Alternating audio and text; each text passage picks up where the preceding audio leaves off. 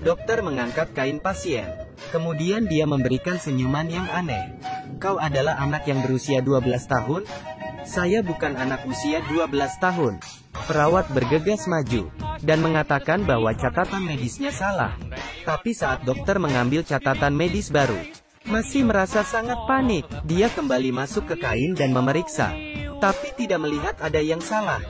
Tak ada cara lain, dia terpaksa memeriksa di Google. Tapi tak sengaja dia membuka kameranya. Apakah kau mengambil gambar? Itu adalah selfie. Hari ini hari pertama saya. Dokter yang tidak bisa membedakan antara pria dan wanita sebenarnya adalah alien. Beberapa hari yang lalu, dia datang ke bumi. Tapi tidak sengaja UFO-nya rusak, sehingga terpaksa dia berkeliaran di bumi. Saat berkeliaran dia masuk ke rumah seorang dokter, dan melempar dokter ke danau es. Kemudian ia bergemetar dan berubah menjadi dokter, tapi ingin menjadi manusia bumi ini. Tidak cukup dengan mengubah penampilannya. Dia harus berlatih berjalan dengan hati-hati, belajar senyuman dari majalah N, dan juga harus belajar menyikat gigi dengan sikat gigi, dengan mulut makan. Bahkan agar mempermudah komunikasi dengan manusia, alien juga harus belajar berbicara. Dia membuka televisi, kemudian belajar berbicara dari orang di televisi, menjadi alien yang penuh penasaran. Bahkan dia belajar dari anak jalanan cara memberikan simbol jari tengah. Namun sebelum Harry selesai belajar, polisi menemukan dia untuk membantu mereka memeriksa mayat. Harry awalnya ingin menolak, tapi agar tidak ketahuan, Harry pergi bersama polisi ke rumah orang itu. Begitu Harry masuk, dia langsung menghampiri mayat itu. Dari baunya diperkirakan dia sudah mati 6 jam. Tapi ini adalah orang hidup. Setelah menenangkan diri, Harry datang ke depan mayat asli. Saat dia membuka kain, Harry yang penasaran hanya melihat sekejap, dan langsung memastikan mayat ini adalah bunuh diri. Setelah itu dia langsung ingin pergi.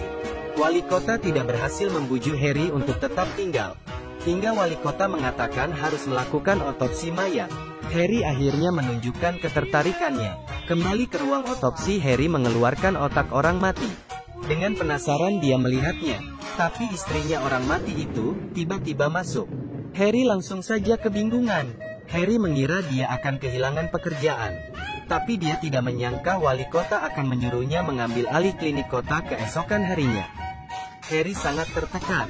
Kehidupan di klinik membuatnya tidak nyaman. Tidak hanya karena dia tidak mengerti kebiasaan anak manusia, namun dia juga mengira itu adalah monster yang tidak boleh dipegang. Dan dia juga tidak tahu tentang tai lalat di muka asistennya. Ada lalat di lehermu. Ini adalah tanda lahir. Dia sudah tidak tahan. Dia ingin segera kembali ke planet dia sendiri. Untungnya, pekerjaan di klinik tidak terlalu sibuk.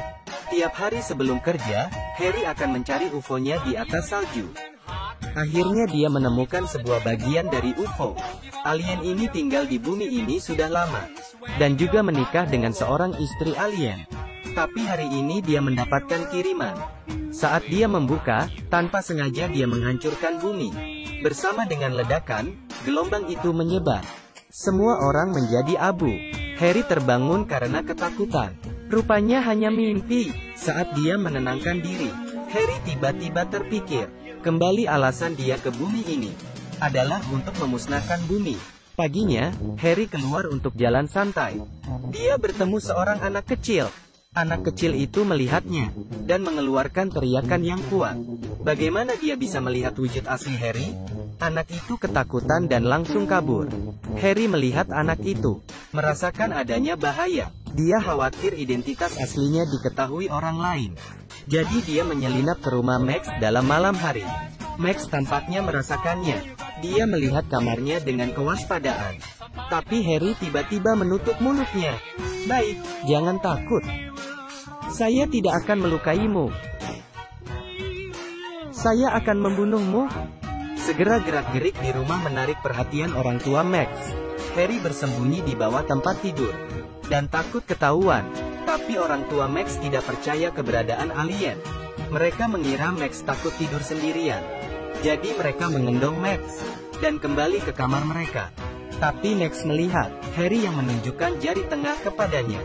Untuk membalas Harry, Keesokan hari, Max langsung melapor ke polisi. Polisi membantunya menggambar wujud alien, kemudian menyebarkan gambar itu ke seluruh kota. Harry langsung menyadari gambar itu. Dia sangat emosi. Orang bumi sangat menyeramkan. Dia kembali ke rumah dan ingin segera melarikan diri. Tapi tiba-tiba dia terpikir sesuatu. UFO-nya belum dia temukan.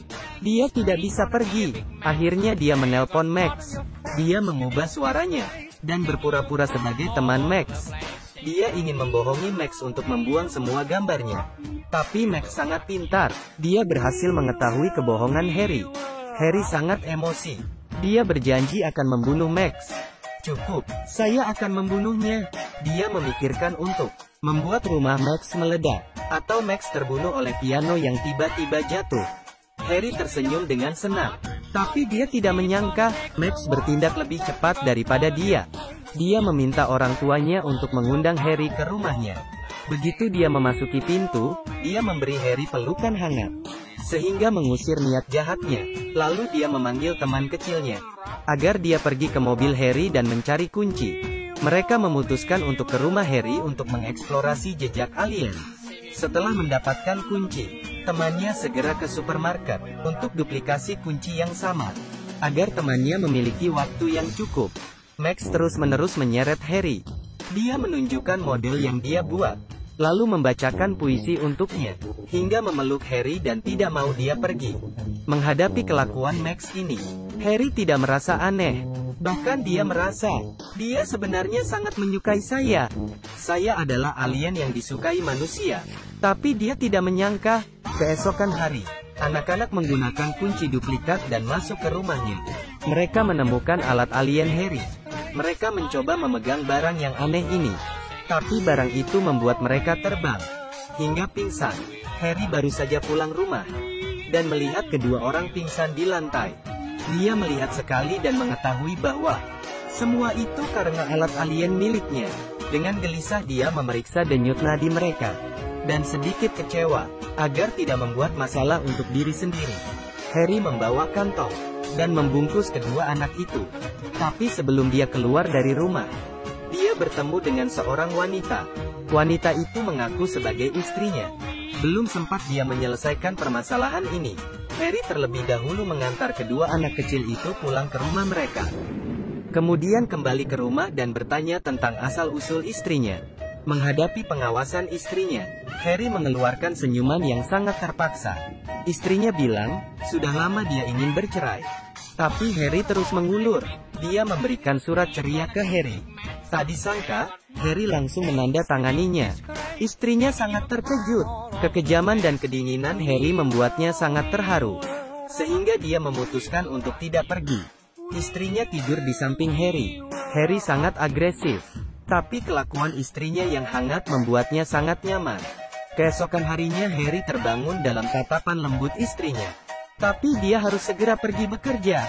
Saat dia ingin mengusir istrinya, dia tidak menyangka istrinya langsung menghampirinya di kliniknya. Karena di rumah dia menemukan baju tidur wanita. Istrinya sangat emosi di klinik, membuat Harry terdiam. Tapi saat malam dia pulang rumah, istrinya kembali menjadi sangat lembut.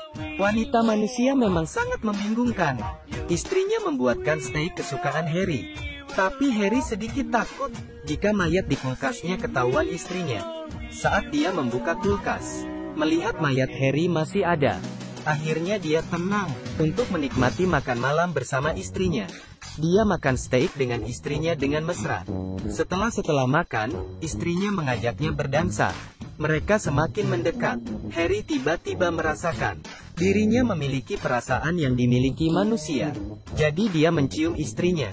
Keesokan hari, istrinya mengajak dia pergi jalan-jalan. Mereka bermain bersama, dan juga membuat kue bersama. Istrinya tiba-tiba menyuruh Harry pergi ke New York bersamanya. Harry kebingungan, dia masih harus mencari UFO-nya. Dia tidak bisa terjebak oleh perasaan manusia. Jadi keesokan hari dia bangun pagi, dan membuat sarapan untuk istrinya. Tapi dia memberikan racun di kopi. Istrinya hanya minum sekali, dan Harry segera mencari bagian dari UFO-nya. Akhirnya dia menemukannya di tengah salju. Tapi Harry tidak tahu, keberadaan UFO-nya sudah diketahui oleh polisi. Polisi juga mengikuti jejak, dan membuat UFO yang sama persis. Untuk menyelidiki UFO itu, polisi menyuruh orang mengawasi di sekitar UFO itu. Malam itu, Harry diketahui oleh mereka.